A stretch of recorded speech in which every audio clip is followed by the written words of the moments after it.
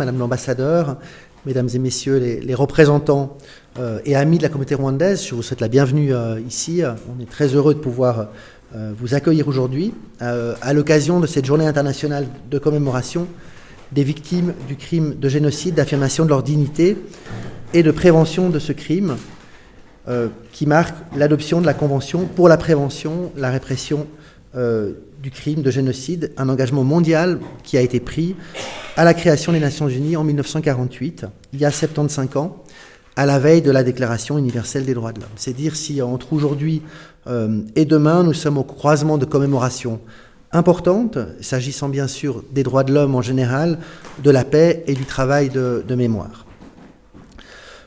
Il est symboliquement important aujourd'hui de marquer cet anniversaire avec la communauté rwandaise pour différentes raisons. Tout d'abord car le génocide des Tutsis au Rwanda est récent et nous en avons évidemment toutes et tous des images à l'esprit, des images violentes, des images brutales qui ont marqué nos générations, qui ont marqué des générations qui sont encore bien présentes aujourd'hui. Il y a tout juste 29 ans, en 100 jours, plus d'1 million de personnes ont été assassinées, un massacre basé uniquement sur un critère ethnique, une tragédie qui nous a bouleversés toutes et tous. Et puis parce que le travail de mémoire fait par la communauté rwandaise et par l'association Ibuka, que je remercie particulièrement, et dont le président César Mourangira prendra la parole dans un instant, est remarquable. En tant que membre de la communauté rwandaise, vous portez avec vous l'histoire d'une tragédie de l'humanité, d'une violence inimaginable, mais également une histoire forte de résilience et de reconstruction. Ce travail de mémoire, il est essentiel, à la fois pour ne pas oublier, mais aussi pour surmonter les actes de barbarie et les traumatismes, et il est exemplaire parce qu'il travaille bien sûr et participe à la réconciliation. Vos actions de sensibilisation nous rappellent l'importance de se souvenir, d'abord pour ne pas oublier les victimes, pour honorer leur mémoire, mais aussi pour saluer le courage et la détermination des survivants et des rescapés, notamment celles et ceux qui sont présents dans la salle. Et finalement, c'est aussi une manière d'affronter la brutalité et l'inhumanité des génocides, pour que ces tragédies ne se reproduisent pas, pour que le plus jamais ça n'arrive. À tort, il peut nous sembler que les génocides sont lointains et plus encore que Lausanne n'est pas vraiment directement concernée. En réalité, il n'en est rien, car le génocide est un crime contre l'humanité. Il n'atteint pas simplement un peuple ou un territoire, mais il nous touche évidemment toutes et tous, il touche l'humanité tout entière dans ce qui nous lie et dans ce de plus essentiel. La prévention contre le génocide n'est donc pas seulement un devoir moral, c'est un impératif pour l'ensemble de la communauté mondiale. Cette journée internationale nous rappelle la nécessité urgente de prévenir de tels actes à l'avenir et la nécessité de prévenir la haine, d'éduquer les générations futures et de favoriser les échanges et la compréhension des différences pour construire un avenir garantissant la justice et la paix. Ceci est évidemment d'autant plus important aujourd'hui, alors que les guerres se poursuivent ou qu'elles reprennent et que les risques de nouveaux génocides sont bien réels. Un petit mot maintenant sur le programme de commémoration, parce que c'est une commémoration symbolique importante qui marquera l'année 2024, les 30 ans du génocide des Tutsis au Rwanda, et la ville sera aux côtés de l'association Ibuka et de la communauté rwandaise pour organiser des événements dont le programme sera présenté dans un instant. Pour la ville de Lausanne, il est important de s'engager à faciliter l'organisation d'événements mémoriels et de soutenir les démarches et les activités organisées par les communautés qui ont choisi de s'établir à Lausanne ou dans la région. Ce sont des occasions pour informer la population, pour proposer des moments d'échange, pour susciter la réflexion, le partage avec les communautés, pour créer des ponts et rapprocher les gens et les différentes communautés.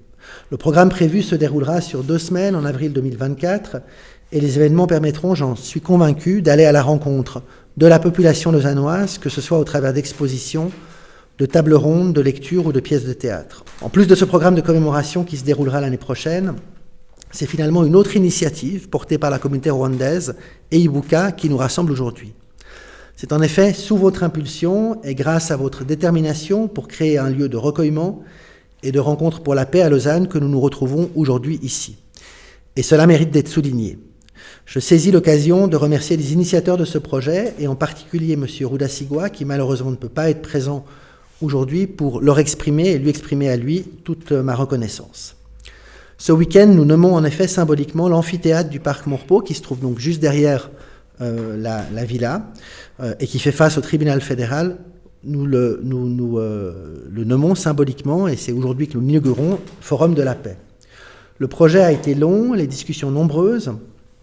Lausanne n'a pas la force symbolique d'une ville comme Genève, siège des Nations Unies, mais elle est un carrefour important géographiquement en Suisse romande qui facilite les rencontres et un lieu qui souvent réunit différentes communautés en Suisse romande qui souhaitent pouvoir trouver un endroit où se réunir. Lausanne est le lieu tout dédié pour ça. C'est ainsi qu'est née la volonté de dédier une place pour permettre les commémorations actives et ainsi renommer cet amphithéâtre Forum de la paix. C'est un lieu ouvert à toutes et tous qui permet de valoriser l'activation de la mémoire qui se crée par la rencontre, l'échange, la transmission lors d'événements et de rassemblements. Pour ces raisons, je suis ravi de vous accueillir ici à la Villa Maurepas, qui est donc la maison de réception de la ville de Lausanne, pour vous remercier de la collaboration et pour découvrir ensemble la présentation détaillée du programme à venir pour les commémorations de 2024. La mémoire active, elle passe bien sûr par l'utilisation des symboles. Nous avions commencé la collaboration avec Ibuka et la communauté rwandaise au printemps dernier par une table ronde, le 16 mai, à l'occasion de la Journée internationale du vivre ensemble en paix. Nous poursuivons aujourd'hui à l'occasion de la Journée internationale de prévention du génocide. Et la collaboration se poursuivra lors des commémorations en 2024 qui marquent les 30 ans du génocide et ici même au Forum de la paix pour les événements que vous souhaiterez y organiser. Je tiens sincèrement à vous remercier d'assurer la transmission de la mémoire, de créer des ponts, de rapprocher les gens et les communautés et de contribuer non seulement à la prévention contre le génocide, mais également au développement du vivre ensemble dans la paix. Donc merci beaucoup de votre présence aujourd'hui.